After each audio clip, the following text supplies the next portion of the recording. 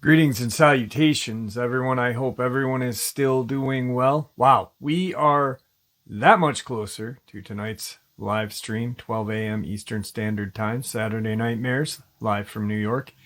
I hope to see you all there. But right now, I have some worldwide Dogman encounters to share with you. Before we get into that, though, a couple links.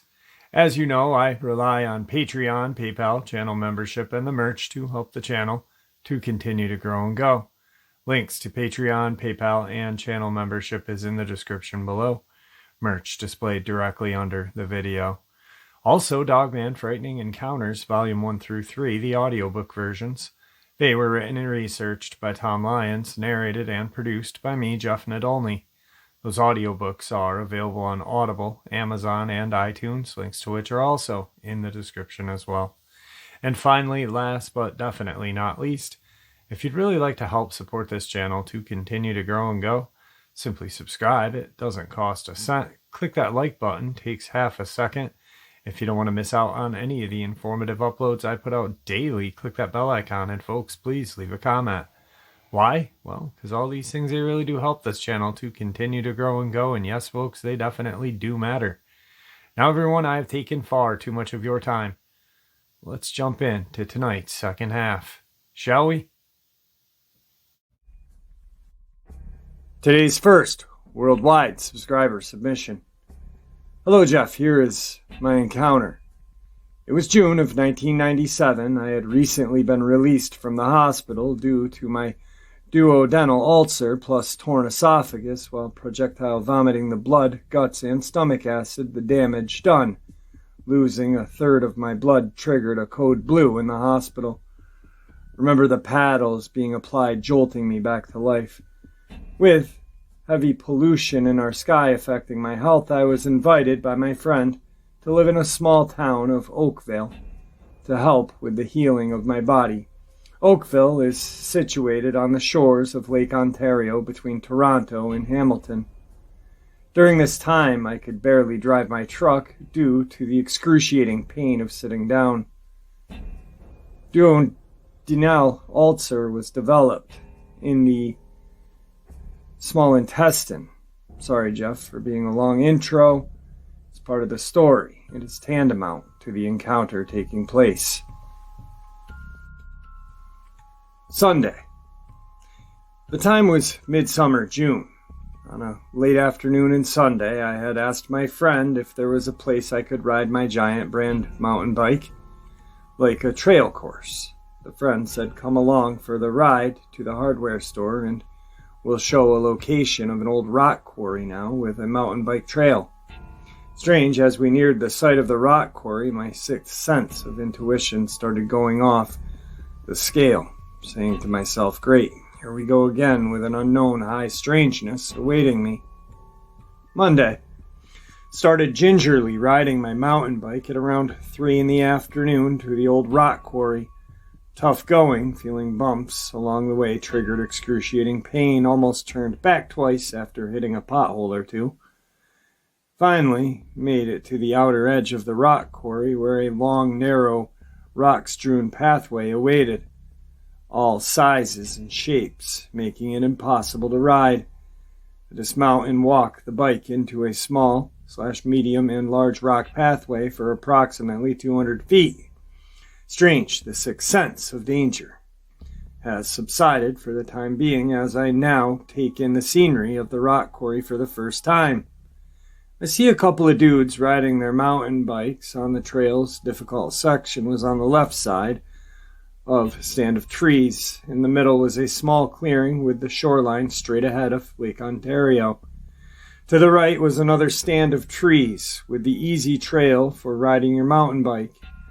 Then, to the far left, in the back of me, was a rock/sand cliff somewhere about 500 feet tall, and was part of the pathway with the ridge tapering off along the path. I was too sore from the mountain bike ride to the rock quarry to try out the trails. Instead, I only walked a small section of the mountain bike trails, stopping at the edge of the clearing to roll and smoke a joint of black hash. Medicinal pain relief. The two dudes see me smoking a J, so they come over and chat, telling me they help build the mountain bike trails. I twist another one up and share with the dudes while asking about the trails, telling me the right side was easy, 2 out of 5, and the left side was difficult, 4 out of 5. They depart shortly after. Now I'm alone in this parquet. I relax for a few moments, getting some much-needed healing sun rays on my body. Then the strange feeling of being watched takes over. I look around and see no one else in the vicinity. I stare off into the distant waters of Lake Ontario. Whoa, I got a strong sensation. I am really being watched this time. I turn around to look up the tall cliff. I swear I had seen movement somewhere on that rock/sand face of the cliff. Then the feeling of being watched is now overwhelmingly coming from the far left side of the stand of trees. Only I can't see anyone around me. I was even thinking the dudes returned to the bike trail for some more. Taking a deep breath, I tried to meditate to relax. Instead, I start getting creeped out with my sixth sense kicking into overdrive, warning me that it's time to leave pronto. I even look back into the parquet as I walk along the rock-strewn pathway, checking a couple of times no one was sneaking up on me from atop of the ridgeway. Make it out to the roadway. Slowly, I pedal towards my friend's home. What a strange, interesting first day at the rock quarry. I made a commitment to return every day until Friday. Tuesday, I awoke feeling much better today, yet still having trouble bending down to tie my shoelaces. I start riding a little easier to the rock quarry parquet at around 2 in the afternoon. Foolishly, I was riding my mountain bike faster than I should have. So when I hit a pothole on the roadway, I doubled over with terror-inducing, excruciating pain. Taking 10 minutes to recover, I slowly ride to the quarry, hitting another bump in the road, straining my stomach muscles in the process due to traveling on the opposite side of the roadway construction. Amazingly, my self-determination keeps me going forward. I now limp with twice as much excruciating pain, yelling out occasional swear words of relief. My sixth sense intuition is now very minimal, almost nil, when I entered the park. This makes me feel better, only for the time being. I smoke a joint of hash and try the easy section of the mountain bike trail for 15 minutes. Foolishly, I slipped my front tire off a log and landed with a thud.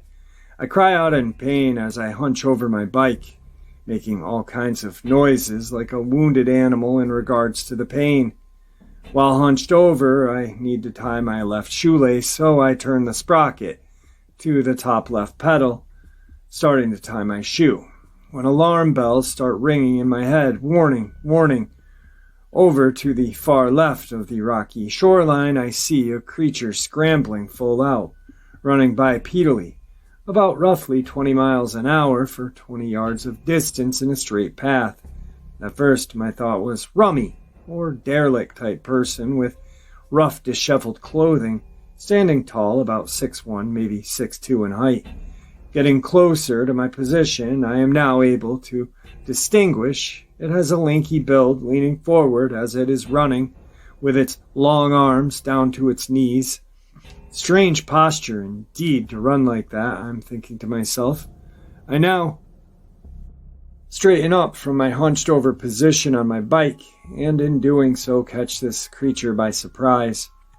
Now I am staring with this creature in animalistic presence, wolf-like, not staring directly at its face, noticing swept-back styled pointed ears on each side of its face, flat-type nose, colors of gold and brown below the waist and upper backside, with a white-colored chest area. At first, it looked like clothing as I wrestled with this thought for many years afterward. Instead, it was short, thick, shaggy fur, colors of gold, dark brown with white-chested colored area. All of a sudden, the creature realizes I'm looking directly at him, male, although no visible genitals, still running in a straight path until I make eye contact. Then, in a slight panic that I see him, it does a complete 180 and turns into the back left side of the tree line. Running straight in a line, it veers into a half-circle clockwise motion. I see plenty of side details, no tail visible. Long tapered wolf head, like kind of streamlined, with almond-shaped eyes spaced far apart, plus the ears long pointed on the sides of its head. Teeth just barely visible, protruding from the jaws upper and lower. When only running, the mouth was slightly agape, with a black flat nose area, very slight snout. The face looked almost human, yet still retained animalistic properties. Wow! What the hell did I just see, I say to myself as I look toward the creature's position in the far left back tree line, about 200 feet away from where I was on the trails by the edge of the clearing, near the right side stand of trees. Feeling somewhat frightened as to the uncertainty of what I had saw, I start pedaling my mountain bike on the trail, heading closer towards its location, keeping an eye on the creature while it milled around the back tree line. I did not flee right away. Maybe it had something to do with previously seeing a Sasquatch. I didn't feel threatened at this moment of time. Determined I was to continue with my therapy to improve my health. Now I managed to complete only a couple more passes on the mountain bike trail. Every time I reached the left side stand of trees, I would stop riding and straddle my bike, planting my feet on the ground. This was now what my sixth sense was warning my intuition was still on high alert. I would gander towards this strange creature who was pacing back and forth in the small clearing at the back of the tree line. Always it was looking down on the ground like it was looking for something it had lost, back and forth. Short distance of 20 feet it traveled, eyes focused on the ground. It never did turn to look at me at this stage, as I watched it intently from the trail. On my third path, I noticed the creature was now holding a plastic shopping bag, seen in its human-like right hand with long fingers, on long arms reaching near its knees. I forgot to mention it had short, thick, wide nails, 2 inches long, tapered off to a sharp point. Dull, whitish color. While definitely did not look like claws. This happened 23 years ago. Some parts of the encounter still foggy to me, since I never had anyone to talk about this encounter to. I'm trying to remember if the creature did actually drop down on all fours while stationed in the back lot. One other thing is, while I stopped to look at the creature every time I entered the left side trail in the stand of trees with the creature at the back of the section, while I was staring hard at this creature, I am sure it knew I was looking, only now I believe it was purposely avoiding eye contact with me. I believe this was actually a ruse to get me to think it was not interested in me at all on this day. By now, I know it's some kind of wolf-like creature or deformed human with wolf attributes. Like I said, I saw a Sasquatch a couple times before this encounter, so I was thinking anything is possible at this point. I go through a couple of animals in my thoughts to make a comparison and still center on a wolf, only not thinking about a werewolf. Not yet, anyway. I slowly leave the parquet after an hour and a half of riding the trails, with one eye keeping track of the creature till safely exiting onto the rocky pathway. Baffled, rode off to my friend's place for an early evening. Great, no one's home to talk about what I had just saw. Wednesday, riding back to the old rock quarry in the afternoon, 4 p.m. Feeling still rough from the previous hospitalization, my muscles are slowly gaining strength while the guts are healing. The pain is always present, with the sounds being emitted from me like a wounded animal still present when overexerting myself. My intuitions are on high alert on this day as I make my way onto the mountain bike trail at the rock quarry. I didn't see the creature right away. until I made my way onto the left side of the trail. The creature is now moved up from where it was previously stationed. There, at about 90 feet away, it was crouched behind a shrub with its head and shoulders visible. I stop and straddle my bike. Feet on the ground, I look directly at the wolf-like creature. I notice the almond-shaped eyes are small, green pupil, with a heavy yellow tinge to them, appearing animalistic in nature, both the eyes and its demeanor or facial expressions. Any thoughts of this may be a human is now tossed aside. The creature seems to be exhibiting a curiousness towards my presence. I study the face, yet barely see any teeth, small ones, only protruding from the upper and lower jaw. The nose is almost a chocolate brown, not quite black, very short snout, almost flat in appearance, say like a Maltese dog with their pushed-up noses. The wolf-like creature was purposely hiding its arms, body, and legs from being seen. Only the uppermost torso and head were visible. Mostly I focused on those freaky eyes looking directly at them, seeing them almost mesmerizing me in a way. There, about 2 hours on this day, a couple of other folks are at the quarry using the trails. May help explain why it was about 90 feet away. Staying behind that same bush, crouched down, as I stopped twice to take a look at the creature. I could hear the activity of the folks present in the park. Remember taking a break near the rock/sand face of the cliff, staring upwards for any caves or activity, marveling how tall the cliff was.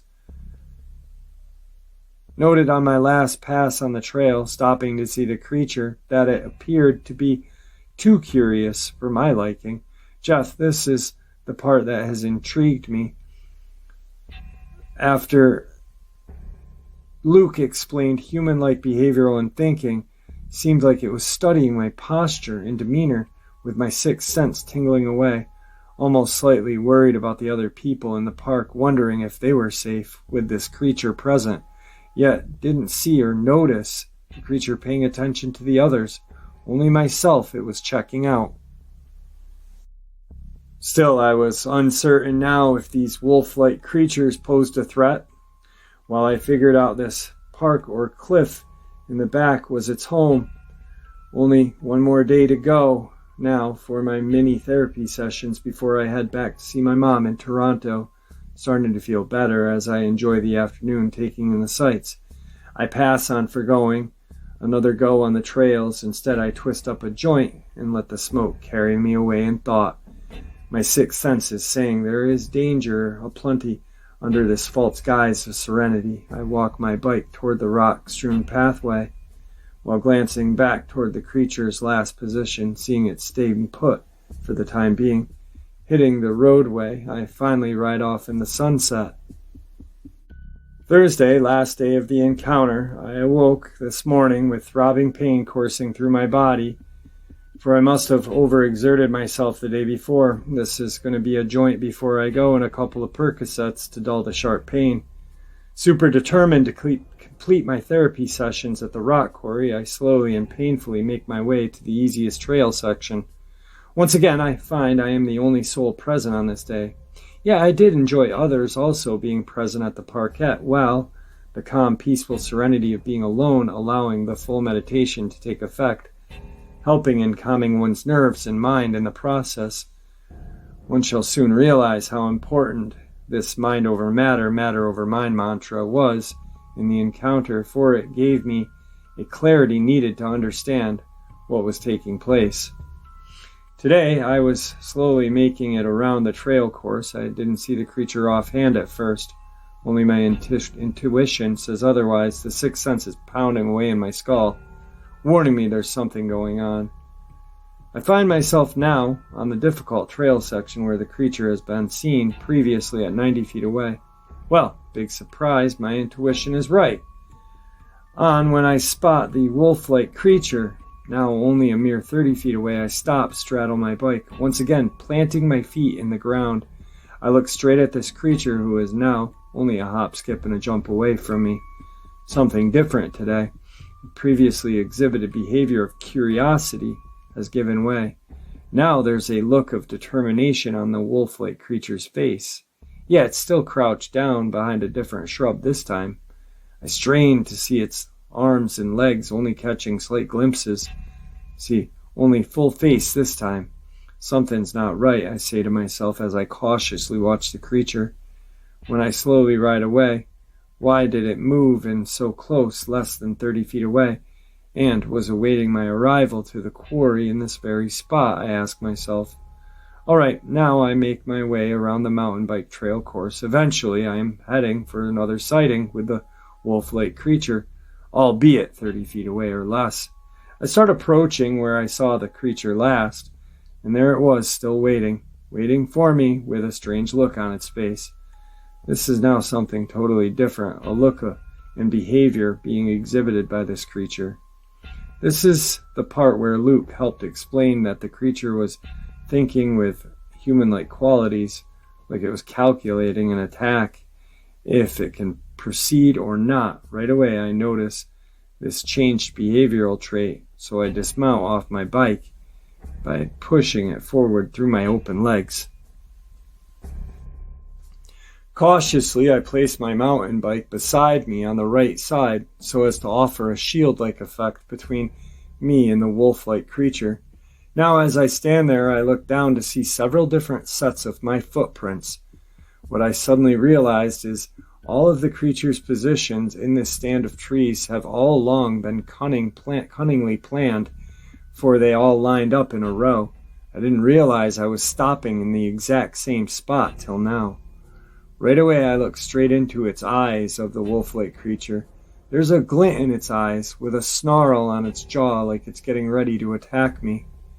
The snarling and growling pick up intensely. Sensing fear in myself, I desperately try to avoid panicking and running. I very slowly walk away with my mountain bike still on my right side for protection, till I hit the right angle curve in the trail, looking back till I lose sight of the creature. I worry it's going to cut me off on my right at the entrance to the rocky pathway. I was really dreading this scenario, yet it did not unfold this way. When it circled me around my left flank and hits me from somewhere up on the cliff with the most incredibly loud infrasound of a wolf howl, the sound was reverberating right through my body. Yeah, I swear I have heard wolf howls before. They were small peanuts compared to this late afternoon wolf howl.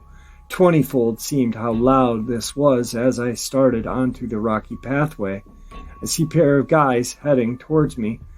While each one has a 10-speed styled bicycle, I laugh to myself, saying, they are going to tear them bikes to pieces. Where are their mountain bikes they need for these trails? They all of a sudden ask me if that was indeed a wolf howl they had heard as we passed each other.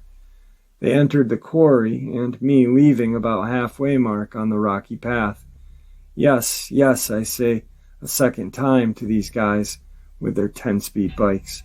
Funny thing, yet frighteningly scary, these guys get a short distance from me when we're hit with another enormously loud infrasound wolf howl, as loud as the first one. My body's reverberating, feeling inside of it. The two guys turn and start yelling for me to wait up for them. They are white in their face with fear and ask me to walk with them out to the rocky pathway. Here I am thinking maybe they're going to push me down so they can escape with their lives. I keep peering up toward the ridge, yet didn't see any wolf-like creature. While the thought crossed my mind, there may actually be a second creature presently hiding. Nothing further had happened. When we finally hit the roadway, I talked to the guys for a couple of minutes and we parted company. Maybe they were my guardian angels. Jeff, this is my werewolf-type creature, only I was living the moment writing this encounter for you. Thank you very much. Today's second worldwide subscriber, Dogman, encounter. Alright, Jeff, I'm going to give you the info on my encounter. In July of last year, I went to southern Norway where I have a little holiday cabin. The cabin is situated out and above a little town of Ave, approximately 65 kilometers from the port of Kristiansand. to the north. To get to the cabin, you have to drive up from Ave on a paved road which takes you into the hills. You pass lakes on the way and a handful of houses, lots of forest and water runs. My cabin is on the very end of that area, 16 kilometers into the wild. Besides one other cabin that's situated 500 meters away and only occupied from time to time. I'm all by myself out here. My cabin is above a small lake resting on a slope. On the third day of my arrival, I went outside onto the cabin's deck to have a smoke. It was about 10 p.m. and still very light outside because in the summer months, the sun really never sets. I heard noises, water splashing, grunts coming from the lake below. The shore is about 30 meters from the deck to the cabin. I walked up to the edge of the deck to see what was going on because I was getting freaked out. When I looked down to the shore, I saw a hunched-over hairy creature trying to pull a dead moose onto the shore by the neck. The thing turned around and had apparently noticed me standing there looking at it. It had swung its head around violently, giving me a grim kind of look. It turned its back to me, and it casually ran into the brush. The creature was about man size, 180 centimeters or so. The weight, I'd guess, no more than 250 pounds. It had a protruding snout like a wolf's, upright ears, not too big, and it was covered in tough black and brown hair. Arms and legs were normal size, the legs were straight, and the overall appearance was pretty slim-bodied. I went back inside the cabin, panicked, locked and barricaded the back door and back windows. I went for an axe that I had kept in the utility room by the front door. Sat in a chair by the back door, lights off, only the oven and fireplace was lit. I could not believe or make out what it was, and I was even more freaked, realizing that far down south in Norway there are basically no wolves or bears. 10 minutes in, I heard the most radical howls I had ever heard. They sounded mad, crazed in a way. I didn't even get to the car, which was right out front, close to the main entrance. I was petrified and could not shut one eye the whole night. The howls and commotion outside in the bushes went on pretty much all night. Next day, I carefully left the cabin and went for my car to head into town. Problem is, I have no internet or any connection out there. I went straight to the police station to file a report on what I saw. The officials told me that it must have been a big dog trying to put me off. They didn't laugh, as I expected. They did not look at me in my eyes and started to talk to each other in Norwegian. They looked at each other in the eyes, however, seeming a bit nervous. I was pretty pissed off, so I went outside. Being put off like that, I received no copy of a report or anything. The last few days of my stay, nothing else happened except that the carcass of the moose was picked up by someone or something. Nothing left at the scene. I checked with a local and asked him if there were any bear or wolves that far south, just to confirm that what I had already knew. He replied no. Besides all of that, I forgot to mention that the creature casually went off running on two legs to this day. Even though it has gotten better, I feel paranoid, even around familiar places like my home, yard, and whatnot. Only in these groups have I found a little peace. In listening to your show, which I found out about when I was searching online for my encounter. Back before all of this happened, I was the type of person that would laugh at the thought of these cryptids and whatnot. I was totally thrown off the plate, thinking that I am going mad to question my sanity, and to this day, I have a hard time believing any of it myself. I don't want to. Today's final worldwide subscriber, Dogman submission. Hey Jeffrey, my name is NS, and I live in Selkirk, Manitoba, Canada. This is in the prairies, central Canada. First of all, I just had to say that I love your show. You are a great host. Last fall, my adult son had 2 encounters. I don't know if they were a dogman or werewolf. We live about 20 miles north of Winnipeg. Selkirk has about 11,000 people. The outskirts of the town have lots of trees, and we are situated along the Red River. One night, I believe it was in August of 2019, my son was walking home from work. Where he was working at the time, he was getting off shortly after midnight. It's only about a 5 to 10 minute walk. He would walk up the next street from where we lived, and that would take him directly to work.